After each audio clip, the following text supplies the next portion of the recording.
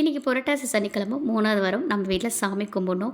இன்றைக்கி வடை பாயாசம் வைக்கணுங்க. அதனால் காலையிலேயே காய்கறிலாம் வாங்கி 9:30க்கே ஆரம்பித்தாச்சு அரியறதுக்கு. ஏன்னா 2:30க்கெலாம் சாமி கும்பிடணும். நிறைய தொட்டுக்க செய்யறனால இன்றைக்கி எல்லாமே மண் சட்டியில் தான் செஞ்சேன். இது எல்லாமே வெஜிடேரியன் பாத்திரம்.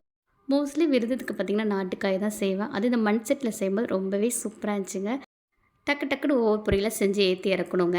எனக்கு ஒரே ஒரு எண்ணெய் சட்டி தான் இருந்துச்சு. அது பக்கத்தில் இருக்க பாத்திரமும் அது வெஜிடேரியன் பாத்திரம் தாங்க. அதுலேயும் பொடலங்காய் பொரியல் போட்டாச்சு.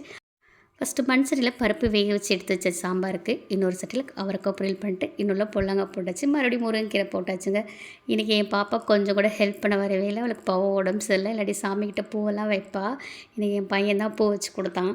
நமக்கு என்றைக்கு ரொம்ப வேலையாக இருக்கும், இந்த பயப்பிள்ளைகளை கூப்பிட்றதுக்குள்ளே போதும் போதும்னு ஆயிடுதுங்க. இதை எடுத்துக்கூட என்ன உட்கார விட மாட்டேங்கிறேன், அதை எடுத்தா இதை எடுத்தேன் ஒரே புலம்பிக்கிட்டே இருந்தாங்க. வேறு என்னங்க பண்ணுறது, இவ்வளவும் நம்ம ஒரே ஆளாக செய்யணும்னா ஹெல்ப்புக்கு நமக்கு சின்ன சின்ன வேலைக்கு ஆள் வேணும் தானே.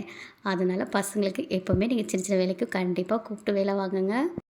இன்றைக்கி இது நடக்கும்னு எதிர்பார்க்கவே இல்லைங்க. இது என்னன்னு தெரிஞ்சுக்க பார்ட் 2ல் பார்க்கலாம்.